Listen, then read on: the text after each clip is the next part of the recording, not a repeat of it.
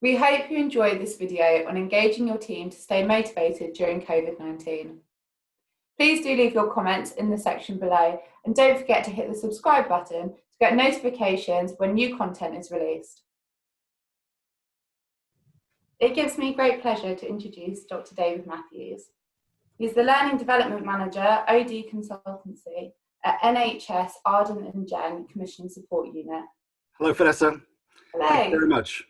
As Daisy and Vanessa have introduced me already, I'll do it very quickly. I'm Dr. David Mathew. I'm the Learning and Development Manager at NHS Arden and Gem Commissioning Support Unit. And I'd like us really to think about team motivation in a variety of different ways in this next 40 minutes. And one of them is almost to think of its opposite. So my opening question to you here is, what are the barriers to team motivation? If I were, in other words, to ask you, what is stopping team motivation for your team, how might you answer that question? Question one. And question two, how do you know if the team does not feel motivated? So it's a little unusual, perhaps, to approach the subject of motivation almost from its opposite. But let's talk about barriers. Let's talk about, do we really understand motivation? I'd like us just to keep these two questions in mind throughout the next 40 minutes, please, colleagues. Barriers, how do you know if your team is not motivated? What is motivation? What are we actually talking about? We're talking about a reason or reasons for acting or behaving in a particular way. This sounds fairly straightforward. Motivation comes from the word motive, and it relates to our needs, our desires, our wants, our drives within us, within each individual. It's the process of stimulating people to actions to accomplish goals. For example, factors stimulating a person's work behavior might be a need for money. It might be a wish for success. It might be a goal to do something worthwhile. These are different motivations. And we're going to talk about where they fit into one of four possible types of motivation a little bit later on. So if we're talking about motivation, we might ask, what motivates you to get out of bed at 5 a.m. every morning? For example, a question like this is asking the interlocutor to explain himself or herself and to try to explore the factors that drives this person to behave in a specific way. This is us exploring the idea of motivation. It's the thing that makes us do a different thing. It's what influences us, what propels us, compels us, what is the thing that drives us into doing a certain action. But before we do that, I'd like to look at the title. We're talking about motivation, yes, but we are talking motivation in a very unusual time of our working lives. Engaging your team to stay motivated during the COVID-19 pandemic period. I've clipped this obviously from my opening slide, but what factors should we consider if we were to unpack this title? First of all, I propose we are thinking about a team. Hopefully everyone here is able to picture, visualize your own team quite easily. You know your team, or should know your team fairly well, unless you are brand new to that team and have joined fairly recently, which is of course quite feasible. The team itself. So when you talk about motivation, are we looking at the considerations of the people in the team or the team as a whole? These are prompts for you to think about your own professional behaviors inside your own team. Think about the team and who makes the team up. Next, we have to look at what motivation actually is. We've just defined it, one of many different definitions, but a general definition. The concept of motivation. How does motivation apply to your team? And the next factor to consider if we unpack this particular webinar is the introduction of a paradigm shift, the virus itself, the pandemic, where a paradigm shift talks about a fundamental change in our approach or the assumptions that we have about something. We have had no choice but to change our way of thinking in many different ways in the last 3 months. A fundamental change in approach or underlying assumptions. This is a paradigm shift. This is caused, in this case, by the pandemic, of course. The introduction of the paradigm shift is, in this case, the virus. So I'm going to still unpack the title a little bit. Do we assume anything by this title? Have we made any assumptions? What assumptions, if so, are implicit in this title? Remember, engaging your team to stay motivated re-COVID-19 was the title. So we must consider the team, of course, the nature of your team. Every team will be very different. Because even when faced with identical threats, identical challenges, two different teams will respond in two different or even many different ways. So this webinar is an invitation for you to think deeply about the composition of your team. If I unpack it a little bit more, what other assumptions have we made perhaps? Have you assumed that I've assumed that you have a line management responsibility for a team? I have made no such assumption. What I'm about to talk to you about, what I'm going to talk to you about and what I have already spoken to you about has made no such assumption. What we cover today is relevant to every person's role in the team. This is not a line management specific webinar.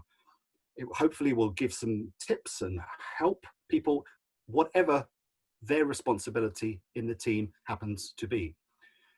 Relevant to every person's role in that team. And what further assumptions? Stay motivated. Stay motivated. What have I assumed? Do we assume that your team was motivated before the pandemic? If you have arrived today because perhaps your own team lacks a little motivation, I ask at the original question, how do you know? Which was on my opening slide, part 2. Secondly, are you sure the team was fully motivated before this happened? Again, I would ask, how would you know? How did you know in this case? Has the motivation slipped because of the pandemic? Quite possibly. But let's not assume that all teams were firing absolutely on all 4 cylinders before the pandemic. This is an opportunity for us all to be honest. Do we assume that your team was motivated before? Well, I haven't assumed anything. Do we assume that all teams were motivated before the pandemic? I'm going to guess that's virtually impossible. There will be other issues affecting the team long before COVID arrived. So could we honestly say that all teams are motivated? Of course not. Could we say that every team you are aware of is motivated? Possibly. Let's see where we go with this. This is an opportunity to consider motivation and whether or not it has been affected by COVID-19. I've not assumed one way or the other. So here we go, an activity. I've called it journal, and the journal really is my invitation to you to think deeply, think introspectively, and think above all honestly about how you respond to various prompts. I suggest you think of it as if you were filling in a diary or a journal.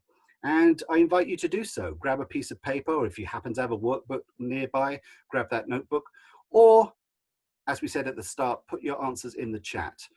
The important thing is, if you want it to be honest and don't want to share it, write it down on a piece of paper. If you're happy to share your thoughts, of course, put them in the chat and we'll discuss them possibly at the end. But strictly speaking, this activity is for your eyes only. And you don't need to share anything, of course not.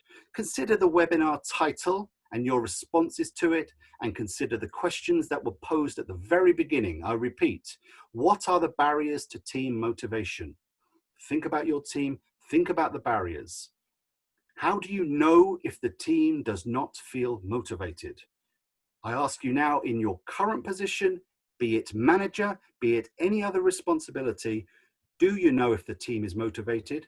Do you know what's blocking that motivation if the answer is no? And how do you know if the team does not feel motivated in the first place? Please post your answers, write your answers, think about your answers to question 1. And my question 2 to you is, what do you individually do to measure the team's motivation? It's quite hard, I would submit here. If you say, is my team motivated? My team is not motivated. Question quite reasonably might come back, how do you know? On the other side, the more positive side, if someone says, is your team motivated? And your answer is, my team is motivated. quite reasonably, the question might be, how do you know? By what standards do you measure it? How do you gauge your own team's motivation? It's not as if you can score it accurately on a 1 to 10. You might get individual responses. I feel like an 8 today. I feel like a 6 today. True, you could average that out across the team. But how do you measure team motivation? And what do you do? You individually, what do you do to influence the team's motivation? So we're talking about 3 different things to recap. 1 is about barriers. What stops a team feeling motivated? 2, what do you do to measure it? Or in other words, how can you tell? And 3rd one would be, what do? You personally, what do you do to influence a team's motivation? What do we mean when we talk about motivation? We've defined it, but motivation, as we've already discussed, it's a response to stimuli. And that response will not be the same for everyone. This probably goes without saying. It will not even be the same for the same person on a different day. You might even argue it might not be the same for the same person within a given day. Different stimuli trigger different parts of the brain. And we are motivated towards productivity in different ways. What is going on in our brains when we experience these stimuli? The things that stimulate us are stimuli. What is going on? What is actually happening neuroscientifically? Well, the basic science of motivation. From a neuroscientific basis, we generally experience motivation when dopamine, a neurotransmitter that relays signals between brain cells, is released and travels to the nucleus accumbens. The nucleus accumbens is an area of the brain that mediates reward behavior. There it is, if you happen to know your brain, where the little red dot is. When dopamine reaches the nucleus accumbens, it elicits feedback on whether a good thing or a bad thing is about to happen. Just take a pause, think that through if you would. So it's an area of brain that's stimulated and it mediates the reward. It basically asks, is this going to be good or is this going to be bad? On a very basic binary dichotomy there. Is it good or is it bad?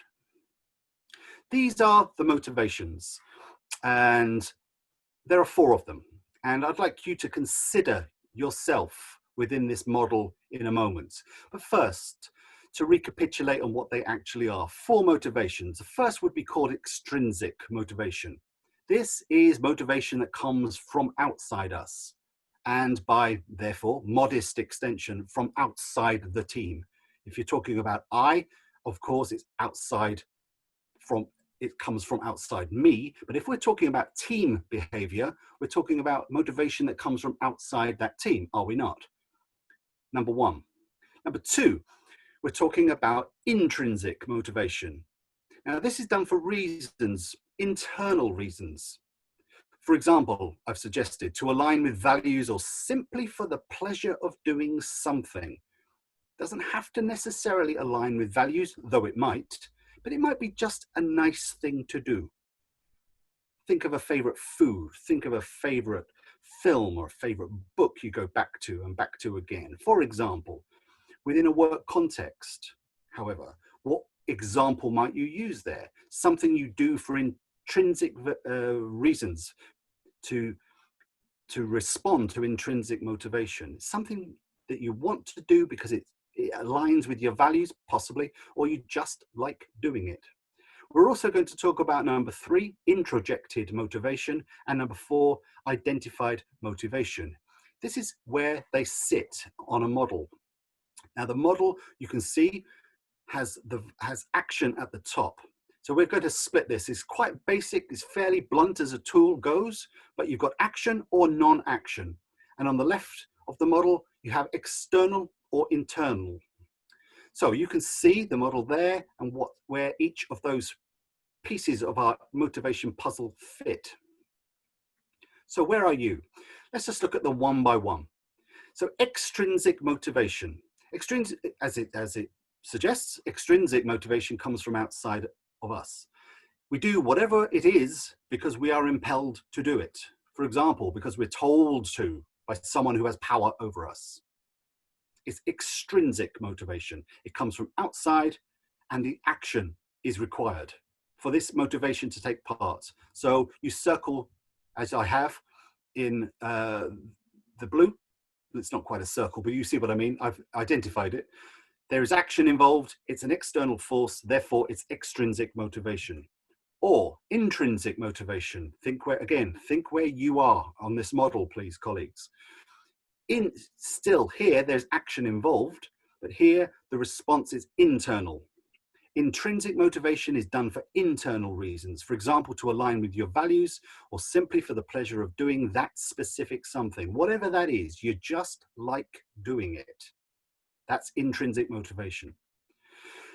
When it comes to work, people are intrinsically motivated by working for an inspiring leader, perhaps, or in areas where they have a personal interest. Think about the tasks that you do, you personally, in your workplace, that you just like doing. They might be big jobs, they might be small jobs, they might be important tasks in the wider scheme, they might be quite small tasks in the wider scheme. You just like doing those particular tasks. That's an intrinsic motivation, quite likely. On the other hand, are you motivated by introjected means? And here we're talking about introjected motivation. Now, it's very similar to intrinsic motivation. It is internalized, but you'll see it appears on the right-hand side of the model where non-action is highlighted. It does not need an action itself. The distinctive aspect of this is that if it is not done, the person feels the tension of guilt. Compare that introjection with intrinsic. They're internalized. One responds to something positive, intrinsic motivation, and the second one, introjected motivation, could be that you just feel bad if you don't do it. It's still classed as motivation, but you can quite easily see, I'm sure, the difference in approach. Introjected motivation. And the fourth and final, again, we're talking about something without action, but here it's an external factor. Identified motivation. This is where you know that something needs doing, but you've not decided to do anything about it. You know it needs to be done. Perhaps you're putting it off for a better day, a more appropriate day, or you're putting it off simply because you don't like doing it. We must all individually have a job or two or more that we just don't like doing. It's part of our jobs. It's a task we have to do, and we kind of put it off to the end of the week. It's a kind of Friday job. If it's not, an urgent thing, if you have the luxury of putting things off, you feel bad because you haven't done it, but you get to Friday, you think, I really must do it. So there you've identified. I hope we can mark the distinction between these four on this model, colleagues. Go back to your journal if you would. Number one, simple question perhaps. What motivates you? What is it? Where do you fit on that model perhaps? Will give you some idea, but what motivates you? If I gave you no other information, just that three-word question, what motivates you? Give examples if you're willing to.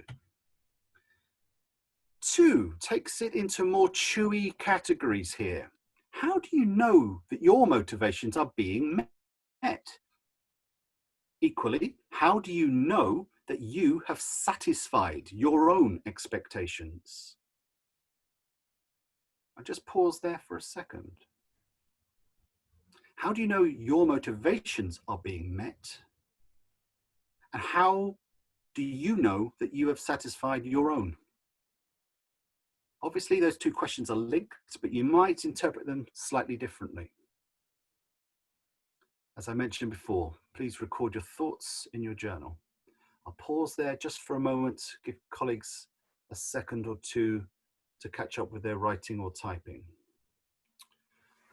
Let's move into the next area. We've had a chance now to think about motivation on an individual level. Hopefully, I've provided a tool or two for you to be able to at least think about motivation on a personal level. Now, that could be personal in a professional capacity, it could be in a domestic capacity, in relationships, in just your normal everyday life where those worlds blur together.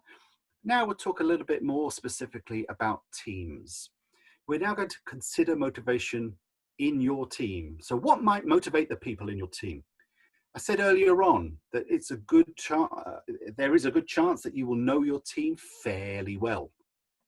Certainly at a level deeper than name and job responsibilities. Quite possibly you know something more about, if not all, then some of the team.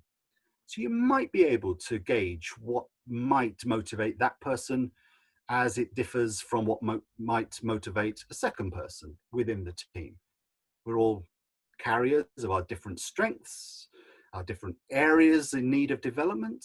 So possibly this question you could answer about the people in your team in whatever role you play within that team. Let's think about a few specific categories. Is there someone in your team who is motivated in a creative way? So we're going to look a little bit now at creative expression. For example, the person, and it might even be yourself, the person who flexes creative muscles, who expresses through an imaginative piece of work. Why should this be the case? Why should creation, the expression of creation, be a team motivator? Well, it's because you believe in the work. You're in the zone, to use, a fairly up-to-date expression that we still use. You're in the zone. You're thinking about it. You're inspired by it. It gives you pleasure, quite possibly, though not necessarily. It's something you want to do. That's not always the same as gives you pleasure. You're in the zone. You're committed. You want to do it. You're experiencing an uninhibited creative flow. Whatever the job is, whatever it happens to be, you are flowing on this sort of psychic river. You're there. You're in it. Uninhibited creative flow. Why? What is happening? A region of your brain called the dorsolateral prefrontal cortex becomes less active. Now, research connects this, the DLPFC, to planning, to inhibition, and self-censorship. So it makes sense, considering that those qualities are almost antithetical to uninhibited creative flow. In other words, the brain, the part of the brain called the dorsolateral prefrontal cortex, is, if you like, told to be quiet for a little bit. Just be quiet for a little bit, because that's the part that tries to inhibit you, tries to censor you, tries to make you a little bit less creative. So when you're being creative, that part of the brain is quietened, temporarily quietened. And you can just experience the joy that we've all experienced of just being in a moment, whatever that moment happens to be. You're flying, you're doing something you want to do.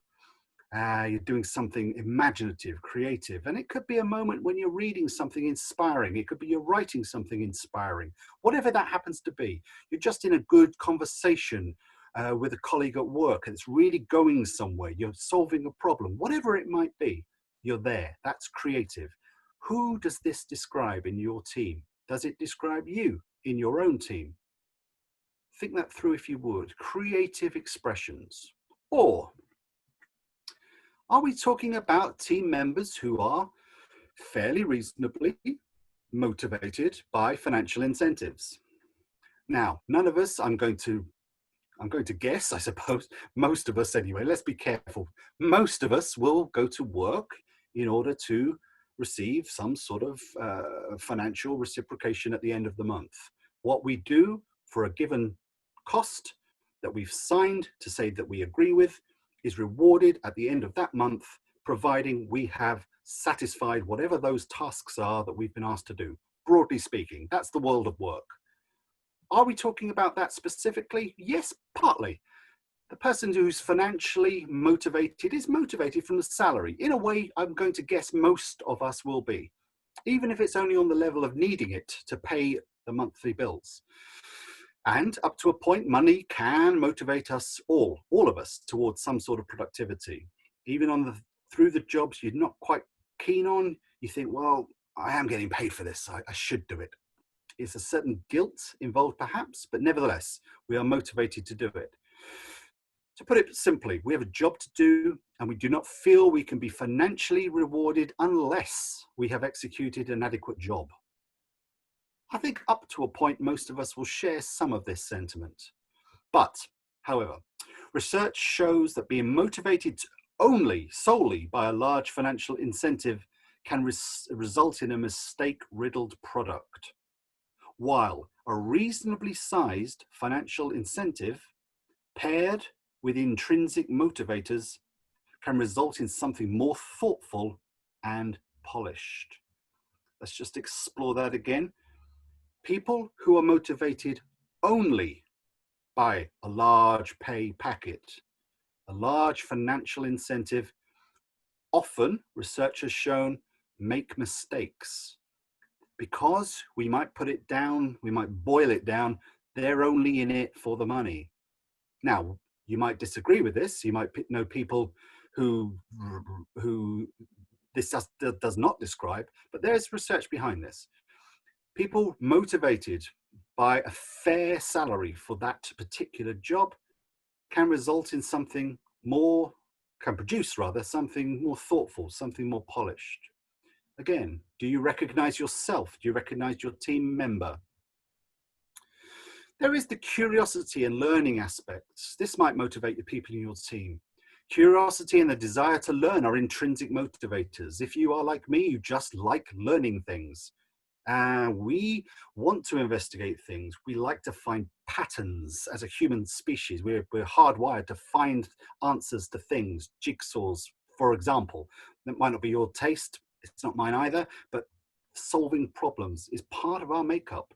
We want to investigate things that we don't understand or things that run counter to our experiences. Again, dopamine plays a role here when we're motivated by curiosity and learning. The dopamine neurons tend to exhibit two modes of activity, and they are tonic and phasic. When dopamine is in the tonic mode, neurons fire at a steady rate. For example, we're walking around, smelling things, looking at things, listening to things. We're curious, but dopamine is in a tonic stage.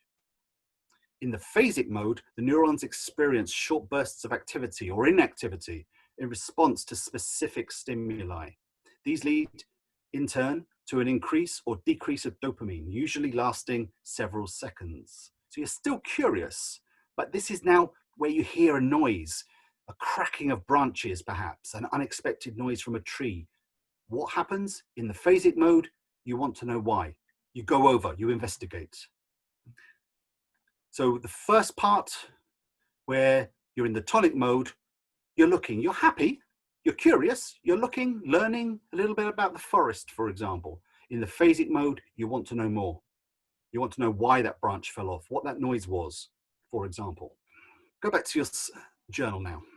Let's look at this as an example. The team started strong. Each team member approached each task with fresh ideas and energy, but lately there's been a reduction in ideas and energies. These days, the team seems to be fine, but just going through the motions. So let's return to my original question. What barriers to motivation has this team encountered, do you think? What's happened? What could reduce the team from a strong team with seemingly boundless energy to a team that is doing okay, not failing to produce, not failing to execute, but just going through the motions, kind of getting it done? What might you do, whatever your role is, to address this barrier to motivation? Again, if you're using the journal or a piece of paper that acts as a journal, think about your own role here. Here are some tips, and I stress for the final time, it does not matter what your role is in the team. I maintain these are tips and transferable skills irrespective of your own personal responsibility in a team. Recognize your colleagues, recognize a job well done. Evolution has informed us to crave recognition as a species. We might think we're introverted, quiet, shy. You might well be those three things, but you still want recognition from somebody. It's in our nature. Recognition confirms that we're doing it right. It encourages us to do the same thing. The act of giving and receiving recognition makes the giver and the receiver feel good. Again, here comes that dopamine, the feel-good neurotransmitter. Don't ask, why should I recognize the colleagues in my team? Don't ask. Ask, why shouldn't I recognize the colleagues in my team? Apologies for the small typo there. That should be recognized, not recognized. Understand the different ways that colleagues will accept recognition. Tailor the techniques to fit each person. Recognition of a job well done. Or be clear on the values that express the essence of why your team even exists. Who does your team serve? What problems do you solve? Make these values visible and embed them through practice. Give trust. Award autonomy. Why? Human beings value autonomy. We like to be given the chance to do it our way, to try, possibly to make a mistake or two along the way, but to learn from that mistake. We want to feel in control of our time and energy. A lack of agency affects the team's efficacy. The worry that giving the team too much leeway will create a lax environment. Employees will take advantage. It's false. It's a false worry. If COVID-19 and the necessity of working from home has proved even one thing, let's hope that one thing is people can be trusted to do their job well from home. As it is hoped, this period of home working has shown. If you give people too much if you're too lax with people and they will just take advantage of you, no, not at all. Quite the opposite. Give people autonomy. The work rate is strong. Hopefully, most people, at least most, have been able to prove that. What makes the team tick? Understand this. Some people are introverts, I've mentioned. Some are extroverts. You know where you are. You know where your team members are. Some are adventurous. Some are energized by the unknown. Others just prefer the security of the familiar. Some people require extra guidance. Some are much more independent. The members of the team will be motivated by different stimuli because of these things. You cannot force a one-size-fits-all solution on a diverse team. Whether it's motivation or any other concept you care to try to discuss, it's going to be different for different people. Make sure everyone knows why the task needs to be done, not just what it is, not just how or needs to be executed or when, but why. Why is probably the most important question. If you can't answer why, then really something's gone wrong. The communication's not there. To be fully motivated, colleagues should understand the impact and how it affects the wider structure. Challenge your team to identify why behind their most important tasks. Break big goals into more manageable chunks. Introduce novelty. Give the team something fresh and exciting. Change locations. We haven't got a lot of choice in location at the moment, but in due course we will. Plan a retreat perhaps to reset your team's creativity. Express gratitude. Just a simple thank you. Better mood and better functioning brains mean more motivated team. Practice the concept of transparency. Celebrate the good wins. Start your day perhaps by recognizing someone's accomplishment. Someone did something well, perhaps just say so. Make the team aware of it. Make the person in question grateful for that recognition that I mentioned earlier. And for the final time, colleagues, one more contribution to your journal. For the final time, go back to the webinar title. Engaging your team, if you recall. Go back to the webinar title and your responses to it at the start, and consider the questions that were posed at the very beginning, namely, what are the barriers to team motivation? And here I will pause just for a second. My second question to you right from the beginning, when I asked you to consider motivation almost from its other angle, how do you know if the team does not feel motivated? I did not say at the time, but I will say it now. It's quite possible for a team to pretend, to go through the motions, as I put it in the previous slide, or a previous slide. It's not failing. The team's not going wrong exactly. It's just not motivated. Now, obviously, we're talking about different things there. The team might well be executing the various tasks it has to execute, but it's not motivated. My question to you again is, how do you know? How does it feel if you're in that team?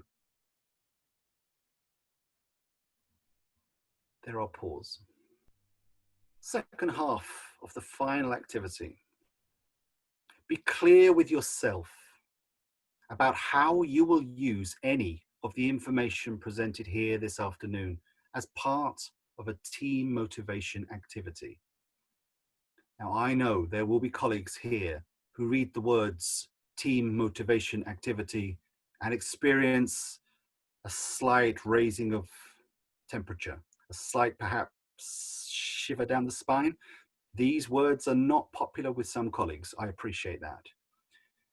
But team motivation activity does not mean or have to mean the kind of activity where you're gathered in a room and you're asked to make a tower out of matchsticks and that kind of thing. They are team motivation activities for team away days, perhaps. And maybe you like that kind of thing, and that's fair enough if you and your team do. But you can think much wider when I say team motivation activity. It needn't be a team away day. It could be 10 minutes within a team meeting. But whatever it is, whatever the strategy that you consider appropriate for your team, again, whatever your role within that is, you could inspire your team. You could provide that team motivation activity. I'd like you, if possible, to think about at least one element of what you've just heard in the last 40 minutes that you might take away with you and use with your team. Whether or not it's just being aware of their differences and having some idea of how you'll plan to address their strengths, that would be sufficient. But if there are any other thoughts, of course, please record them in your journal. Finally, this is me nailing my colours to the mast, as the saying goes. This is an article I had published on the 5th of June, so just a few days old.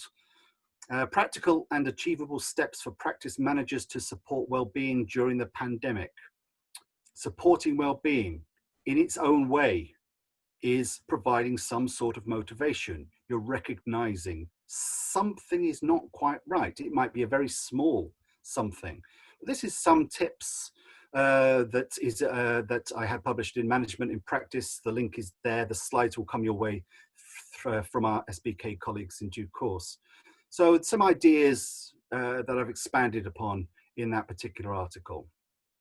I maintain that this particular piece, although commissioned for practice managers, is applicable for all managers.